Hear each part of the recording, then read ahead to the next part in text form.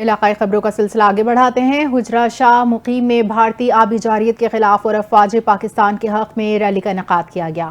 انجمن تاجران، civil society, صحافیوں، وکلاء برادری سمیت ہر مکتبہ فکر کے لوگوں نے کثیر تعداد میں شرکت کی۔ ریلی کے شرکاء نے افواج پاکستان کے حق میں نعرے لگائے اور بھارتی آبی جارحیت پر انڈیا کو دریائے سندھ کے پانی بند کرنے سے باز رہنے کا کہا۔ دیکھتے ہیں تنویر احمد شاہین کی رپورٹ۔ حجرہ شاہ مقیم میں بھارتی آبی جارحیت کے خلاف افواج پاکستان کے حق میں ریلی نکالی گئی۔ ریلی میں انجمن تاجران، سول سوسائٹی، صحافی برادری، وکلاء برادری سمیت ہر مکتبہ فکر کے لوگوں نے کثیر تعداد میں شرکت کی۔ ریلی میونسپل کمیٹی حجرہ شاہ مقیم سے نکالی گئی، جو مختلف راستوں سے ہوتی ہوئی مین بازار حجرہ شاہ مقیم تک پہنچی۔ ریلی کے شرکاء نے افواج پاکستان کے حق میں نعرے لگائے اور بھارتی آبی جارحیت پر انڈیا کو دریائے سندھ کا پانی بند کرنے سے باز رہنے کا کہا۔ ریلی کا مقصد ملک پاکستان کی 24 کروڑ عوام اپنی پاک فوج کے شانہ بشانہ کھڑی ہے۔ ریلی کے شرکاء کا کہنا تھا کہ مودی، اگر تم نے پاکستان کی طرف میلی آنکھ سے دیکھا تو ہم تمہاری آنکھیں نکال دیں گے، اور اگر تم نے پاکستان کا پانی بند کیا تو ہم تمہاری سانسیں بند کر دیں گے۔ پاکستان کی بنیاد کلمہ طیبہ سے رکھی گئی ہے۔ پاکستان ہمیشہ قائم رہنے کے لیے بنا ہے۔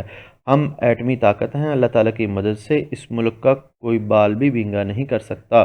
ہماری فوج دنیا کی مضبوط ترین فوج ہے اور پوری قوم اپنی فوج کے شانہ بشانہ کھڑی ہے، اور اگر انڈیا نے جنگ شروع کی تو پوری قوم فوج کے ساتھ شانہ بشانہ اس جنگ میں حصہ لے گی۔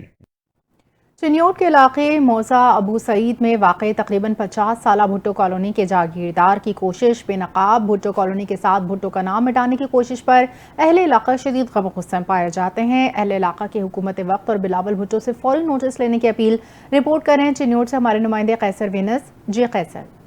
جی بالکل، میں اکثر موجود ہوں چنیوٹ کے علاقے ابو سعید کے جہاں بھٹو کالونی کے اندر، جہاں پر علاقے کے جو ہے بااثر افراد نے جو ہے بھٹو کالونی کی عوام کا جینا محال کر دیا، جبکہ یہاں پہ جو ہے کالونی کو گرانے کے چکروں میں اس وقت ہمارے ساتھ اہل علاقہ کے لوگ موجود ہیں، ان سے جانتے ہیں کہ اس حوالے سے وہ کیا کہتے ہیں۔ جی بتائیے گا، آپ کیا کہیں گے؟ جی السلام علیکم کے بعد عرض ہے کہ سن 1974 بھٹو گلوکار علی صاحب مختلف علاقوں میں کالونیاں الاٹ کیتیاں، انہوں نے رقماں انہوں نے مالکان نوں دے چھڑیاں۔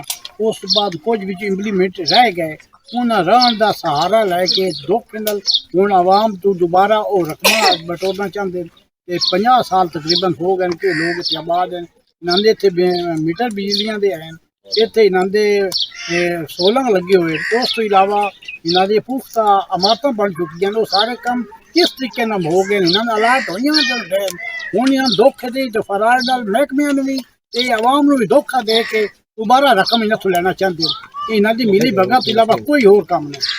جی بالکل، علاقہ کا کہنا ہے کہ بہت سارے افراد جو ہے یہاں پہ بھٹو کالونی کے اندر جو ہے لوگوں کو بلیک میل کیا جا رہا ہے، جبکہ یہاں پہ ان کے وارثان جو ہے رقبے کی قیمت جو وصول کر چکے ہیں۔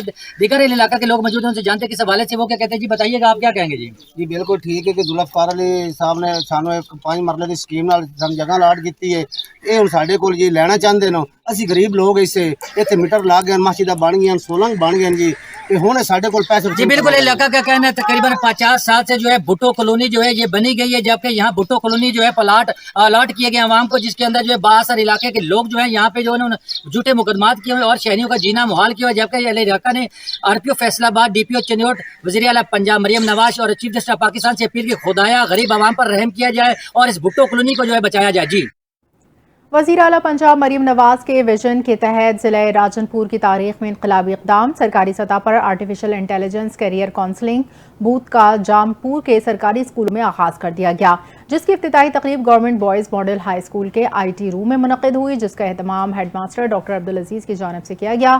ڈسٹرکٹ پبلک اسکول راجن پور کے پرنسپل نوید انجم، ڈسٹرکٹ ایجوکیشن آفیسر ایلیمنٹری مردانہ اور زنانہ راجن پور مشتاق احمد، فرزانہ رحیم سمیت سرکاری اسکولوں کے آئی ٹی ٹیچرز شریک ہوئے۔ تقریب سے خطاب کرتے ہوئے ان کا کہنا تھا دور جدید ٹیکنالوجی کا ہے، جس میں اے آئی کا رول اہم ہے۔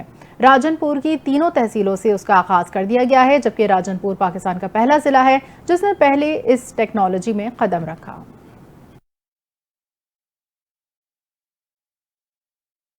اور بیلوں کے ساتھ زمین پر ہل چلانا ہمارا صدیوں پرانا ورثہ اور تاریخ ہے۔ ٹریکٹر نے اب مکمل طور پر اس جفاکش کام کو متروک بنا دیا ہے۔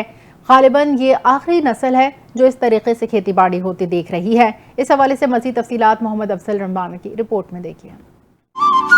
बैलों के साथ खेती बाड़ी करना पंजाब की कदीमी सकाफत मानी जाती है, जिसे आज भी बवाना के किसानों ने जिंदा रखा हुआ है। बैलों के गले में जो लकड़ी का शिकंजा नुमा फ्रेम होता है, इसको पंजाली कहते हैं। पंजाली के दोनों तरफ लकड़ी के मजबूत लाख नुमा डंडे हैं, जिनको खोलकर बैल की गर्दन में पंजाली को जकड़ा जाता है। पंजाली के बस में दोनों बैलों के दरमियान से लकड़ी की एक छतीर पीछे की जानिब जाती है, जिसे हल कहते हैं। इस हल की निचली जानिब लोहे का एक तेज पाला लगा होता है, जिससे जमीन का सीना चीरा जाता है। हल के बलाई हिस्सा को मुट्ठा कहते हैं, जिसे पकड़कर किसान हल की सिम्मत सीधी रखता है। इस हवाले से किसानों का कहना है, ਅਸੀਂ ਨਾ ਸੁਬਹ ਉੱਠਦੇ ਆਂ, ਖੇਤੀਬਾੜੀ ਕਰਦੇ ਆਂ ਦੰਦਾਂ ਤੇ ਸਾਡਾ ਪਿਓ ਦਾਦਾ ਵੀ ਉਹ ਕੰਮ ਕਰਦਾ ਤੇ ਅਸੀਂ ਵੀ ਉਹ ਕਰਦੇ ਆਂ। धनी नस्ल दे मैं बच्चा लाना छोटे छोटे तो नानू घ्यो तो दूध ना संभेना ते प्यो दादे दा काम है साडा। ਡੀਜ਼ਲ ਬਹੁਤ ਮਹਿੰਗਾ, ਅਸੀਂ ਟਰੈਕਟਰ ਨਾਲ ਜ਼ਮੀਨ ਤੇ ਹਲ ਨਹੀਂ ਚਲਾ ਸਕਦੇ। ਸਵੇਰ ਉੱਠਦੇ ਆ ਅਸੀਂ ਜਿਹੜਾ ਆਪਣੇ ਬੈਲ ਜ਼ਮੀਨੇ ਲੈ ਜਾਂਦੇ ਆ ਔਰ ਬਿਹਤਰੀਨ ਜ਼ਮੀਨ ਬਣ ਜਾਂਦੀ ਹੈ। ਇਸ ਲਈ ਸਾਡੇ ਦਾਦੇ ਪੜਦਾਦਾ ਕੰਮ ਹੈ, ਅਸੀਂ ਆਪ ਵੀ ਸਿਹਤਮੰਦ ਰਹਿੰਦੇ ਆ, ਸਾਡੀ ਵਰਜ਼ਿਸ਼ ਵੀ ਹੋ ਜਾਂਦੀ ਹੈ, ਜ਼ਮੀਨ ਦੀ ਤਿਆਰੀ ਬਹੁਤ अच्छी ਹੁੰਦੀ है। इस हवाले से किसानों का कहना है, डीजल बहुत महंगा है, ट्रैक्टर पर खेती बाड़ी करना बहुत मुश्किल है, इसलिए हम बैलों पर खेती बाड़ी करते हैं। हमारी वर्जिश होती है, हम सेहतमंद रहते हैं, हमारी पैदावार में इजाफा होता है। ये हमारे दादा परदादा का काम है। धनी नस्ल के बैलों को खरीदते हैं, इनको घी दूध निसरी खिलाते हैं। हल चलाना हर बैल के बस की बात नहीं होती, इसलिए इसको पहले ट्रेनिंग दी जाती है। हल चलाना बैल और किसान दोनों के लिए दिल गुर्दे का काम होता है। दोनों का खून और पसीना मिलकर बहता है, तब जाकर ये धरती सोना उगलती है। कैमरामैन तवक्कल अब्बास शाह के साथ मोहम्मद अफजल रमाना बवाना। इलाकाई खबरों से फिलहाल इतना ही। मज़ीद खबरों और अपडेट्स के लिए देखते रहिए NTN न्यूज़।